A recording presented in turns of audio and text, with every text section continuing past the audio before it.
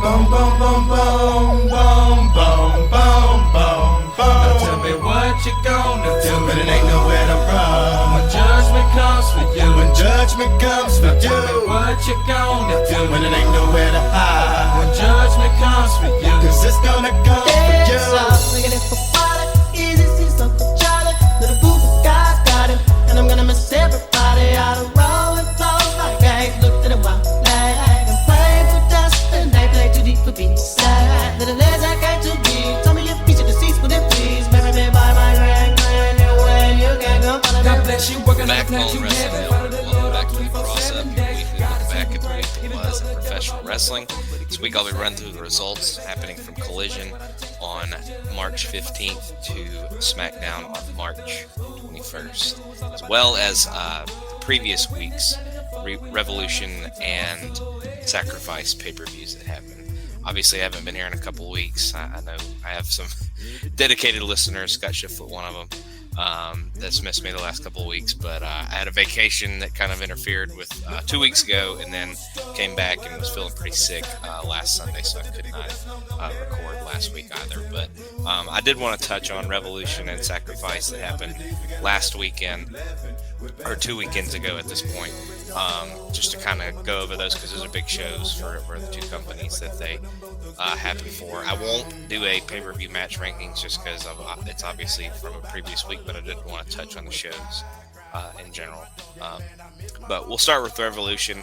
We open with Hangman Page beating MJF via pinfall following the buckshot lariat.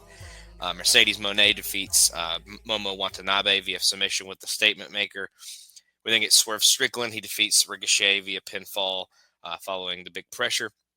And then after the match, Swerve and Nana exchange the robe and have a big hug in a moment for them after the match. And that earns Swerve the number one contendership at Dynasty, which is their next pay-per-view. We then get Kazuchika Okada. He defeats Brody King via pinfall with the Rainmaker. The Hurt Syndicate then retain their tag team championships, defeating the Outrunners when Lashley speared Turbo Floyd for the win. Toni Storm then wins the Hollywood ending match via pinfall when she hits a pile driver from the stage through a table that they had kind of set up.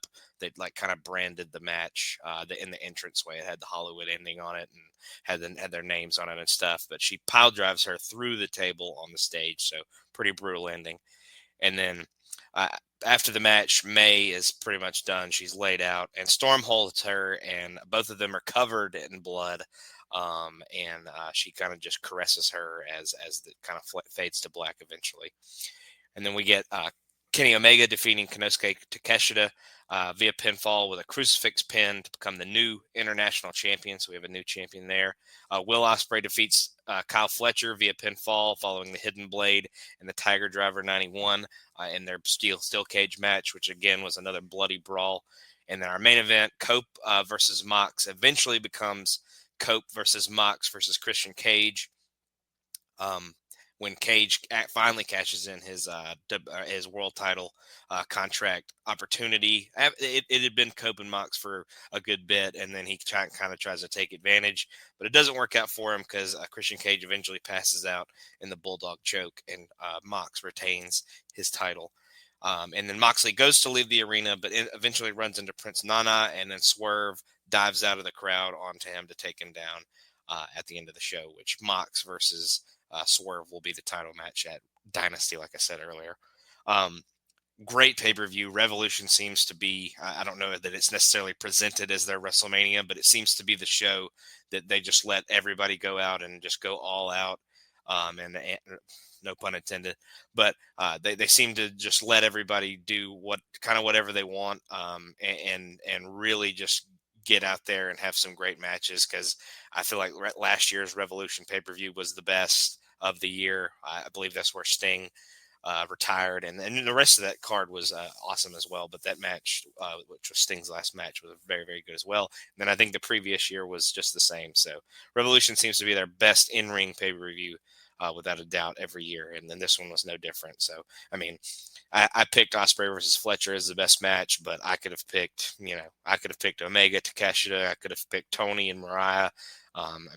All of them most of the matches outside maybe the tag title match and maybe Okada King and the main event were really, really, really good. But that one stood out the most to me. So I will go with Osprey and Fletcher. And that's a little bit of bias. I'm a big Fletcher guy. And I have really enjoyed Osprey since he came in. So, but again, a great pay-per-view. Everyone, if you haven't seen it, go check it out. We'll move on to Sacrifice. We open with Mance Warner defeating Sami Callihan via pinfall in a street fight after Steph DeLander threw powder in Sammy's eyes and Mance hit a running knee. There was a pretty sick spot in this one where I believe he stapled Sammy stapled Mance's tongue to the top turnbuckle, and then he kicked him, so it made him pull it away. So it was pretty sick. A couple of pretty sick spots in that one. Those guys are two pretty good deathmatch workers, so good stuff there. We then get Tessa Blanchard defeating Lei Ying Lee via pinfall following the Magnum. Jeff Hardy and Joe Hendry's team are ready. I think it's Matt Hardy and Joe Hendry's team. I put Jeff for some reason. Are ready to win their violent matches tonight. With everyone gone, Ryan Nemeth comes in to say everything they said. Everything they said is what is going to be done. And then Gia kind of mouths to herself, "What the fuck was he talking about?" Because Ryan's not really involved, but just kind of funny little thing there. We then get the Rascals and Ace Austin. They defeat Wesley and DuPont and Igwe when Wentz hit the spiral tap on Lee. We then get Steve Macklin defeating Frankie Kazarian via pinfall following the KIA. We then get Spitfire. They're ready to take out the Team by Elegance for good. We then get the Team by Elegance featuring Ash and Heather by Elegance and the Personal Concierge in a handicap match, defeating Spitfire, and Ash and Heather become the new Knockouts Tag Team Champions when Heather hits a double stomp on Jody Threat. And then after the match, the lights go out and NXT's Metaphor show up, and that will be kind of maybe the next crossover title feud for the Team by Elegance. I think Mustafa Ali defeating Mike Santana via pinfall following a roll-up with a handful of tights, and then Ali leaves a alcoholic beverage in the ring for Santana after the match is over to kind of play it as his recovery with the storyline that they've been telling lately. Masha Slamovich then defeats Cora Jade to retain her championship via pinfall with the Requiem pile driver. We then get Moose. He defeats Jeff Hardy in a ladder match to retain his X Division title. Mike Santana then goes to Santino and rants about what happened and gets himself a rematch against Ali on Impact. And then we get our main event, which they didn't call it Lethal Lockdown, but it was basically a Lethal Lockdown match, a 10-man cage match where Joe Hendry, Matt Hardy, Leon Slater, Elijah, and Nick Nemeth defeat the System and the Colognes. Obviously, the System minus Moose, so Edwards, Myers, and JDC, and Orlando and Eddie Colon. Hardy hits the Twist of Fate on JDC while JDC's head is in a chair.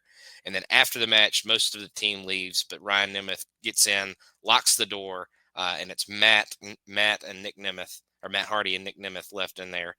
And Nick jumps Matt Hardy, seemingly turning heel. And they really beat him down. They bloody him up. The rest of the team is held off with a chair, and Hardy, as I said, Hardy gets busted open pretty good, and the beating continues until the show goes to black. So the Nemeth brothers have Ryan's been a heel for a good bit now, but Nick has seemed to turn with him as well, and they will probably be going into a feud with the Hardys. So we'll see how that ends up, but probably a good turn for Nick. He's not very likable as a face anyways, but it's probably better for him to be a heel at this point. But Santana Ali was the best match. That'll be the same on Impact. They have another match that's really good, but that one stood out to me above the rest. So, but yeah, another solid show for TNA, but Revolution definitely a step above without a doubt. We then go to Collision. We open with Ricochet defeating Katsuyori Shibata via pinfall with a roll-up, and he has his feet on the ropes for leverage. This advances him in the international title eliminator He gets a spot in a fatal four-way, which he is joining Orange Cassidy and Speedball Mike Bailey, who have already qualified. There'll be another qualifier on Collision. And then the Eliminator will be on Dynamite, so we'll talk about that later. The Don Callis family come in and just beat up some random guys backstage. Tony Storm is done making. She says she's done with making it with Wayne Newton and is ready to fight Megan Bayne. If Megan Bayne wants to attack the guppies of AEW, Storm is happy to make shark fin soup. So just another ridiculous Tony Storm promo there. Powerhouse Hobbs then defeats Griff Garrison via pinfall following a big spinebuster. After the match, the rest of the Frat House, which is a group that apparently exists that Griff Garrison is part of, they jump Hobbs, but the Outrunners come and save him from the beatdown. We then get Thunder Rosa. She doesn't like the lack of respect from Megan Bayne that she's been showing later. Says her ovaries are bigger than Bayne's brain cells. I don't really know what the correlation is there, but whatever. Bayne then comes in and lays her out without much kind of fight back. She did jump her from behind, but Thunder Rosa didn't show much resistance either. We then get Mark Davis defeating Mark Briscoe via pinfall with the Coriolis Force. And this gets Mark Davis that final spot in that international title eliminator. We then get the Murder Machines. They come out and squash a couple of jobbers. I don't even think they name them. Finishing them off with their tag team finisher, which is a powerbomb chokeslam combo. After the match, they continue to beat him down. Mark Briscoe tries to come in and make a save, but needs Powerhouse Hobbs to come out and save him. And then all four of them kind of brawl around the arena. We then get Swerve Strickland. He is out to cut a promo. He said he did what he said he would do at Revolution, and that has become number one contender. Ricochet is a tough man, but Swerve put him down and would be glad to do it again. It's time for Swerve to focus on the title, and which he won last year at Dynasty as well. Now he has to do it again, and he has the chance after winning at Revolution. The question is, who will that be? As Cope is getting another title shot this week on Dynamite due to the fact that it kind of ended where Cope didn't take the pin or the submission or anything like that, and Christian ended up getting it. So they're giving Cope another shot. And then he says Cope is a legend, but right now he's standing in the way and Swerve will run him down. Then we have John Moxley, a 4-time world champion, and Swerve is making the people listen to his drivel every week. In 3 weeks, Swerve is taking the title from one of them, and here is Moxley with a crowbar to Swerve's leg. Swerve's injured ear is rammed into the mat. He busted his eardrum in that Revolution match. And then Moxley bails outside and promises to take out Cope on Dynamite. We then get Thunder Rosa. She again rants about Megan Bayne, but the mic kind of cracks out, so you don't really hear her all that much. We then get Top Flight and Hologram defeating Shane Taylor Promotions when Top Flight hit a drop kick into a German suplex on Charlie Bravo. Hologram and Commander want to fight. They come out after the match and they want to fight La Facción and Gobernable. So Roosh and crew, they want to kind of have a match with them. And then we get Megan Bayne defeating Thunder Rosa in a match following Fate's Descent. Post-match, Bayne goes after Thunder Rosa, but Tony Storm runs in for the save. And then Fate's Descent leaves Storm laying. So Chris Statlander comes in and makes the real save to kind of really run Megan Bayne off. And they'll have a match on Dynamite as well. And then we get a rematch from a previous week's Collision where FTR actually defeats the Undisputed Kingdom this time, getting their win back. So they're in a 1-1 now. So I'm assuming a third match will come down the line. But they win by hitting the Shatter Machine on Roderick Strong. But that was absolutely the best match of the show. These two teams have incredible chemistry with each other, and I'm looking very forward to them having a third match somewhere down the line. But yeah, definitely one of the best match, or definitely the best match of the show, and maybe the best match of the week. We'll talk about that later. But we'll move on from there to Raw. Cena gets things going for the show, and the fans are pretty pissed at him. They boo him pretty heavily. He still has his regular gear on. He has he has it wasn't really a bright colored shirt, but it's a brighter colored shirt than a lot of wrestling t-shirts. A lot of wrestling t-shirts are just black and pretty plain. So, but he has the little last time is now towel. He still has the jorts on, but he's obviously a lot less energetic, kind of stoic. They have they have a lot of Cena sucks, Cena, let's go Cena chants.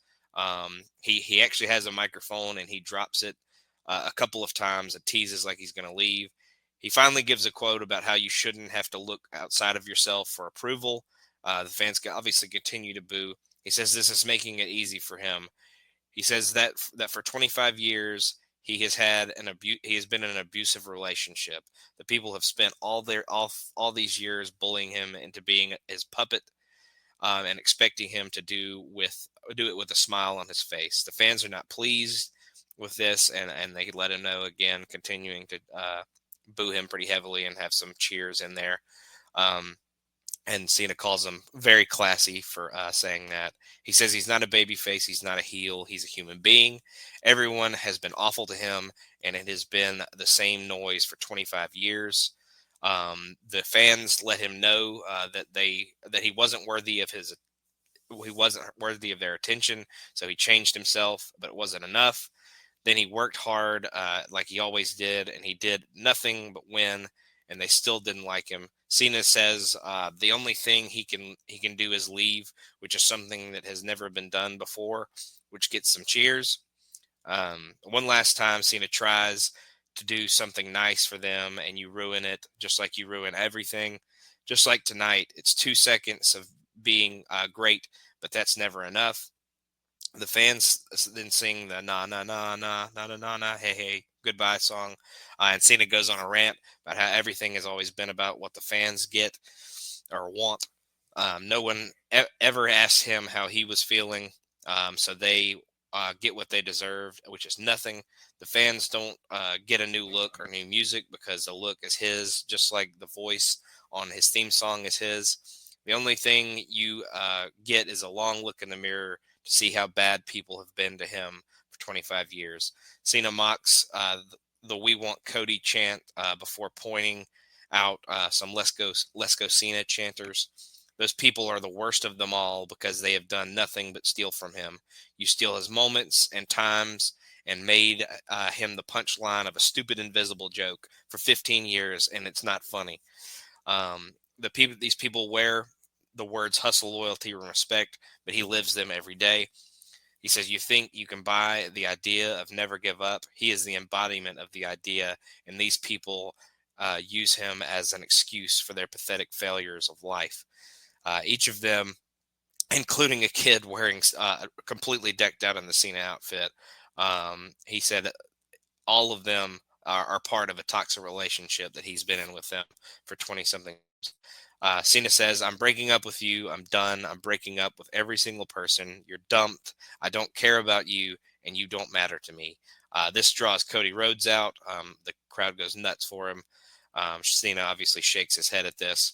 Rhodes says everyone, including himself, was willing to hear Cena out. Cena said everyone gave him their worst, and they have also given him their best for 25 years. They did that because Cena could do that and carry it. Cena tells Rhodes to listen, kid, and Rhodes doesn't like this very much. It tells him enough, and he certainly isn't a kid. He is the WWE champion. Rhodes was looking forward to going toe-to-toe with Cena week to week, but this version better not show up at WrestleMania. He already took Cena's best shot, so he'll send Cena to retirement early. At WrestleMania, he wants the real John Cena, not this whiny little bitch that's in front of him right now. Rhodes then leaves and poses on the stage with the title before leaving. Cena drops the mic and goes to leave, earning another na na na na na na na na hey hey goodbye song. And he goes to the aisle. He seems like he's about to pose, but he just ends up walking away. And then after this, Michael Cole goes on a rant about Cena and what he just said, and credits the fans for everything that Cena has and has earned throughout the years. He calls him an irrational prick. And then Corey Graves says, we don't have to like it, but there's going to be a fight at WrestleMania between Cody Rhodes and John Cena. We then get our first match where Penta defeats Ludwig Kaiser via pinfall in a no disqualification match when Penta hit the Penta driver. Penta gets interviewed after the match, thanks to fans, and says he is coming for the Intercontinental Championship. We then go to the Judgment Day Clubhouse where the team wishes each other luck when Dominic comes in. Balor thanks him for getting the Intercontinental title shot tonight. Dominic has an idea of adding someone new to the team. Liv obviously doesn't think this is the time or place to talk about that. And he says Penta could be a good idea. Balor is not pleased and calls Dominic a snake. With Balor gone, Dominic says he didn't know Penta wanted the Intercontinental Championship. And then Carlito hilariously points out, you don't watch the show, do you? So another really good one by Carlito. I like his role as the comedic effect in the Judgment Day ever, it seems. And then we get Dakota Kai defeating Ivy Nile via pinfall following the GTK. Adam Pearce is then here to MC the contract signing between Io Sky and Bianca Belair. Sky says she won't be disrespected again because she is the women's world champion. She signs the contract to get it halfway done. Belair then says if Sky thought that was disrespectful, Sky doesn't know her at all. Belair signs as well. And here is Rhea Ripley to interrupt. Ripley gets in Belair's face, but says she's just here to watch. Ripley isn't pleased and gets shoved by Bianca, only for Ripley to put Belair through the table.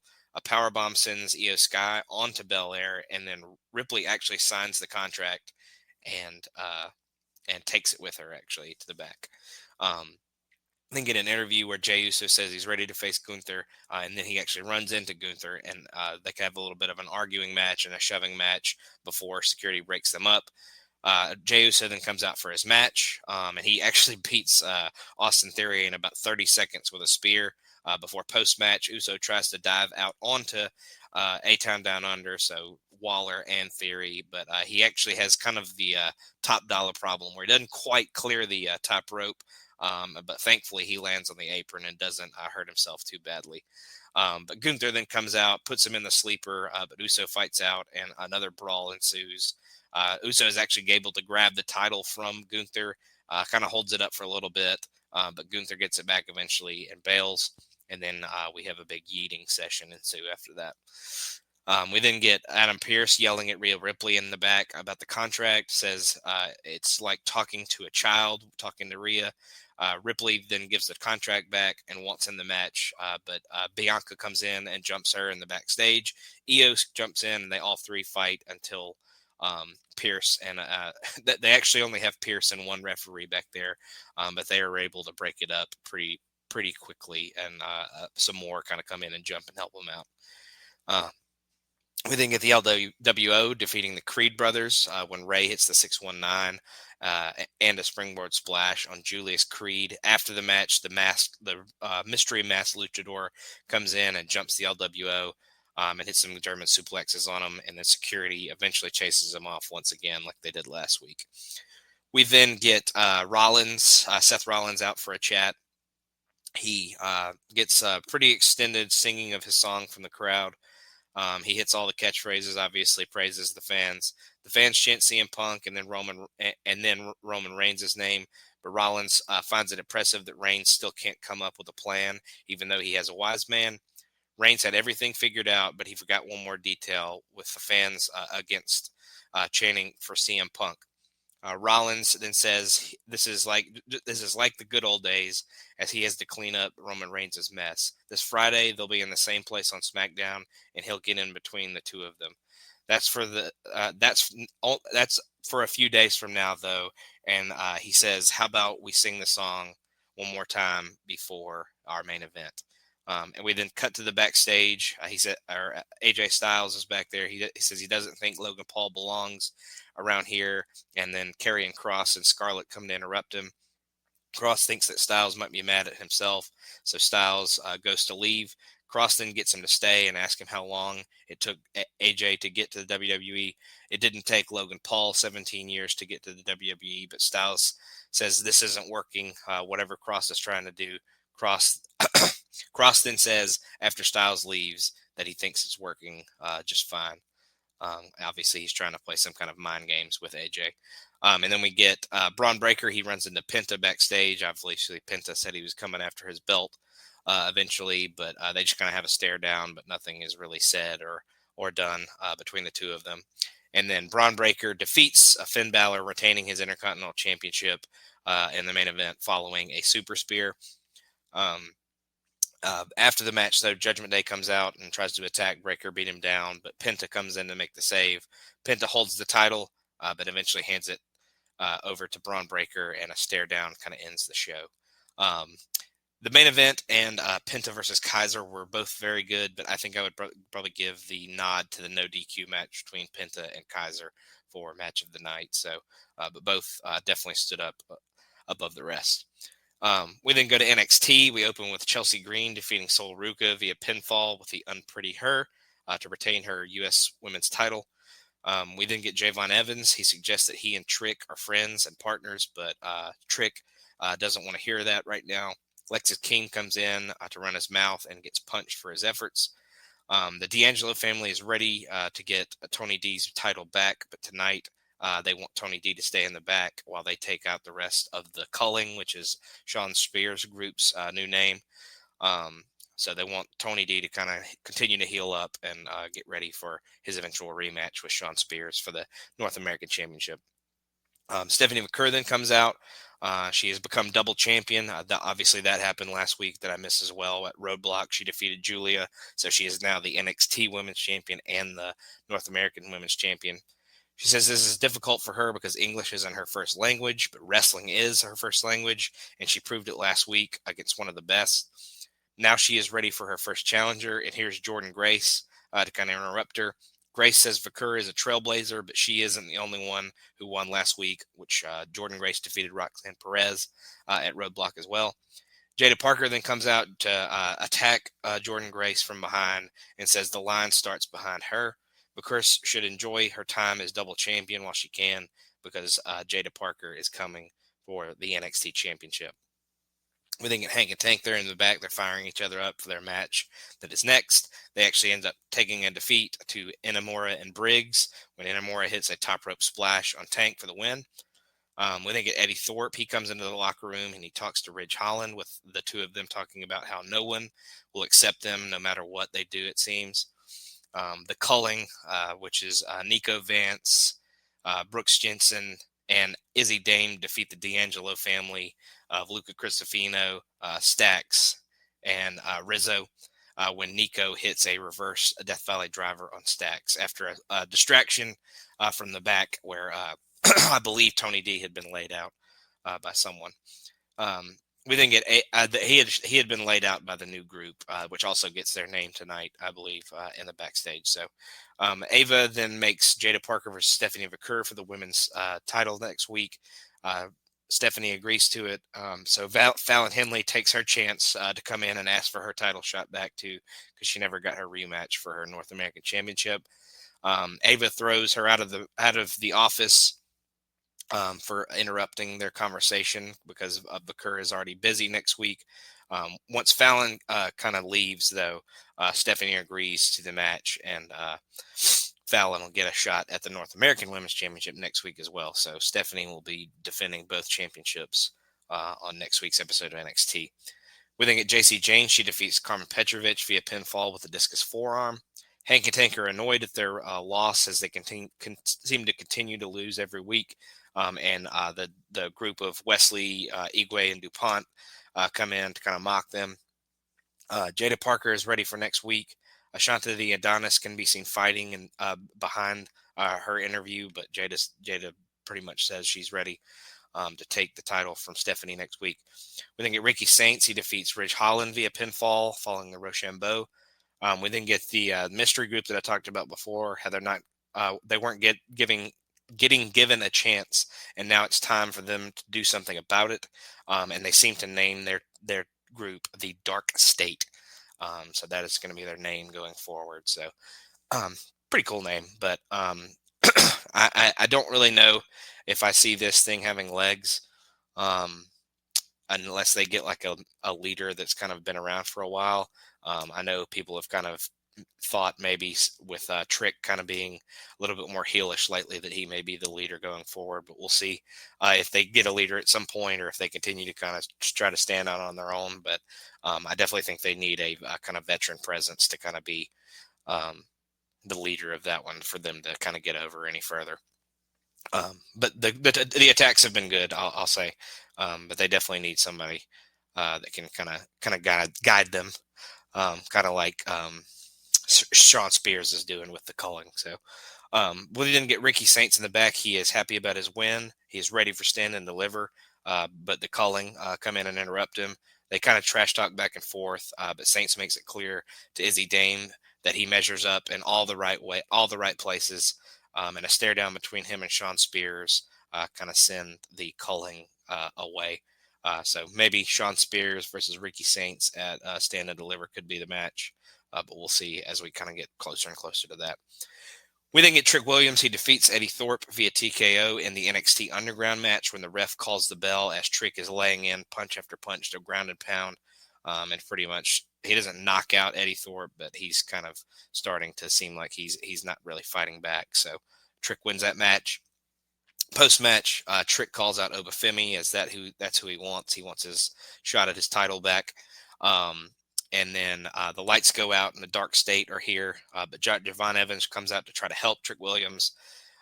Evans hits a springboard cutter on Obafemi. And he and them stand tall as the Dark State kind of stands in the crowd to end the show. So kind of a brawl to end the show. But it seems that we may be headed towards Trick. It definitely Trick versus Oba. We might get a Javon Evans inclusion as well. So we might get a triple threat there. But we'll see as we get closer to Stand and Deliver. But I'd say Ricky Saints versus Ridge Holland was the best match. Not the best match episode of NXT. Some good kind of building towards Stand and Deliver, but not the greatest in ring stuff. I've never been a huge fan of the Underground deal, just because it's been done okay in the past, but I won't say it's ever been truly great or anything like that. So, but yeah, Saints and Holland probably had the best worked match of the night. We'll go to Dynamite. We open with the 4-way eliminator to see who gets the international championship shot at Dynasty, but it actually ends where Ricochet and Speedball both get the win. As they both pin Mark Davis at the same time. Speedball has him pretty much rolled up already, and then Ricochet kind of floats over and has him pinned as well. So they both get the win, so they will both face Kenny Omega at Dynasty. We then get a video on the Hurt Syndicate that's kind of showing their destruction or their path of destruction so far and their title win and how they beat the Outrunners at Revolution. We then get Mercedes Moné defeating Billy Starks via submission with the Statement Maker. We then look back at MVP offering MJF a business card last week to possibly have an association with the Hurt Syndicate. MJF talks about the various people who might be coming after the world title and laughs all of them off. Maybe he needs some friends to help him deal with John Moxley's crew, and he'll have an answer for MVP next week. We then get the John Moxley versus Cope rematch with Mox retaining his championship via submission when again he gets Cope to pass out to the Bulldog choke. After the match, the Death Riders leave and Dax Harwood kind of FTR kind of makes the Death Riders run away, and then Cope kind of offers his hand for Harwood to kind of help him up, but Harwood kind of shoves his hand away and storms off, seemingly pretty pissed at Cope and seemingly anything and everything FDR did to kind of ward off the Death Riders didn't seem to work. As Cope again failed to win the title, so I think he's just pissed that they continue to fail when it comes to beating the Death Riders. But Wheeler seems cool with Cope and helps him up. But then Wheeler kind of chases after Harwood, and Cope kind of gets a moment in the ring where the fans kind of cheer for him. He's just kind of standing by himself, and that's kind of how that moment ends. And then we go to the back and we look at Chris Jericho taking. We get a highlight of Chris Jericho taking Gravity's mask on a previous show.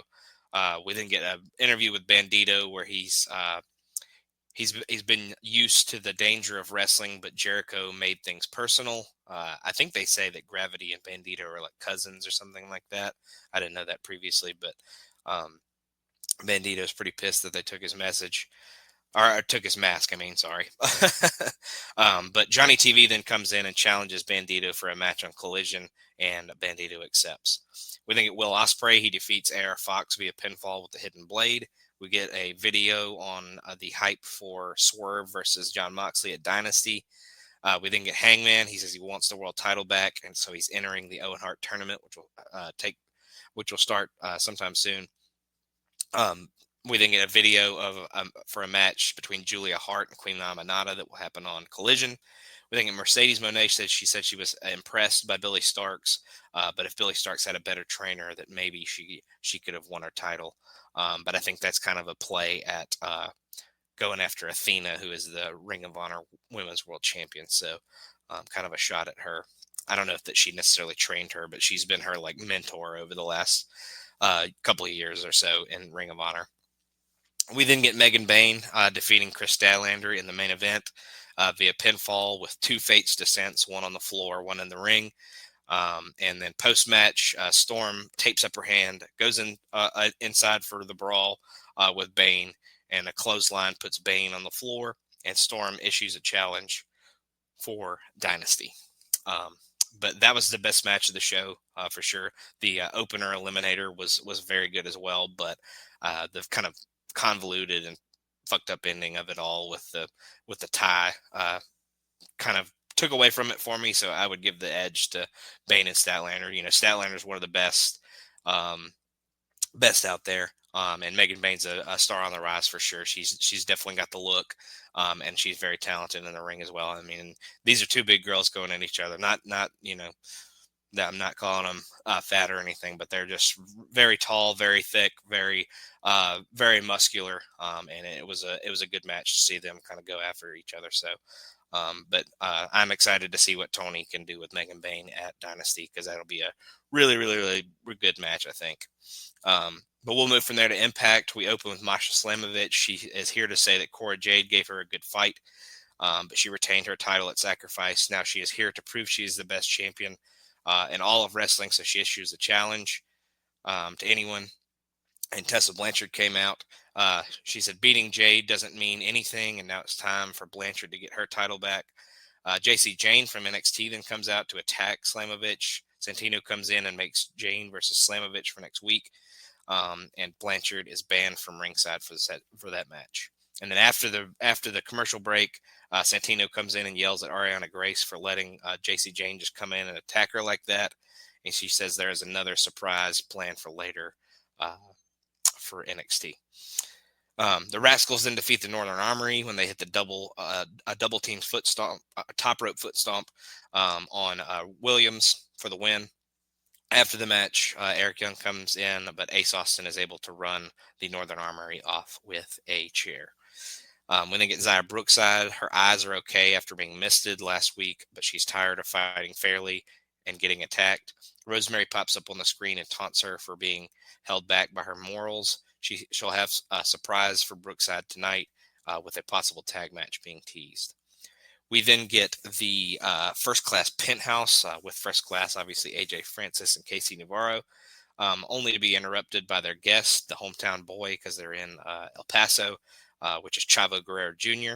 They threaten Chavo for being disrespectful, says if they wanted the second best Guerrero, they could have gotten Dominic. Chavo suggests that Dominic might not actually be a real Guerrero, but Frankie Kazarian comes out randomly. He says he hasn't forgiven Chavo for costing him the tag team titles in 2012, but the Aztec Warriors come out, so a 6-man tag can be made for next week. So we'll see how that goes. Mike Santana then defeats Mustafa Ali via countout when Ali runs away when things kind of start going not his way. After the break, Ali says he didn't run from Santana, but rather conquered him. He says this is done, and they are ready to leave the arena, him and his cabinet. We then get Ryan Nemeth coming out to explain his brother's actions at Sacrifice. He says his big brother finally did the right thing at Sacrifice by sacrificing all of their love for the love of his own brother. Nick Nemeth then comes out who says the Hardys aren't coming. He takes credit for TNA's momentum over the last year, but then the Hardys tried to come in and take the credit for themselves. They are the greatest brothers in wrestling history, but here is Leon Slater to kind of come out and defend the Hardys, to say he isn't going to listen to this bollocks. Nick Nemeth spouts back with he doesn't know what that means. Slater then says Nick can steal the show, can't steal the show because Slater has already stolen it. Ryan issues the challenge next week, but Slater gets in now, only for him to get super kicked down pretty quickly. We then get Zia Brookside and Lei Ying Lee defeating Rosemary and Savannah Evans when Lee hits the Thunderstruck kick on Evans for the win. We then get the personal concierge and a neck brace and brings out a cake for the champion celebration. The Team by Elegance comes out, seemingly rather pleased with their title win. Apparently, this cake that they have has cost them $5,000, and Ash needs a chance to make a wish before she blows the candle out. But Spitfire comes out to say they want their guaranteed rematch. NXT's Gigi Dolan and Tatum Paxley, Metaphor had come out before that, says they want the titles as well. And then Gigi Dolan and Tatum Paxley come out and say they want the titles as well, and a whole huge brawl breaks out. This brings out Santino Marella, and Paxley and Dolan will face the Team by Elegance next week with the other teams banned from ringside. Metaphor then beats up some security, and Marella is scared of Lash Legend, it seems, and Ariana Grace comes in to say that Metaphor will be indeed banned next week for that match. We then get Mance Warder defeating Magno via pinfall with the running knee. It was a pretty quick squash. Steve Macklin is in the back and insists that he wants no part of Eric Young's group, the Northern Armory. And then we get our main event where Elijah and Joe Hendry defeat the System, represented by Brian Myers and Eddie Edwards, when Hendry hits the standing ovation on Myers. Again, like I said earlier, the best match at Sacrifice was Ali and Santana. And for this episode of Impact, I would go with them as well, because despite the fact that it ended with a count out, the action before that was pretty good. And it seems that they're headed for a pretty good blow off, maybe at the next pay-per-view, but we'll see how it kind of works out. But again, maybe not the best in-ring show for Impact this week, but definitely started to push some things forward for where they may go in the future. We will then wrap up with SmackDown. We have Randy Orton. He gets things started. He comes out. Before he can get a word out, Kevin Owens interrupts him. Owens apologizes for everything he did to Randy Orton, saying that only Cody Rhodes and Sami Zayn deserve what happened to them. Orton can understand the idea of letting anger make you do things you'll regret. So if Orton can forgive him, Owens can. If Orton can forgive him, Owens can forgive him. Last week, Owens saved Carmelo Hayes to prevent Orton from becoming his old self. They should be looking to the future, so why not win the tag team titles at WrestleMania? Orton says he should go and he should go and beat up Owens up right now. And after thinking about it, yeah, Owens deserved a kick in the head. It used to be fight Owens fight, but now it seems to be bitch Owens bitch. Orton hears voices in his head. They counsel him. They understand.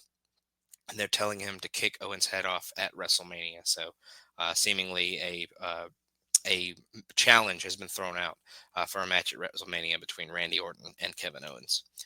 We then get Jimmy Uso and Damian Priest defeating Drew McIntyre and Shinsuke Nakamura when Priest hits the South of Heaven on Knock.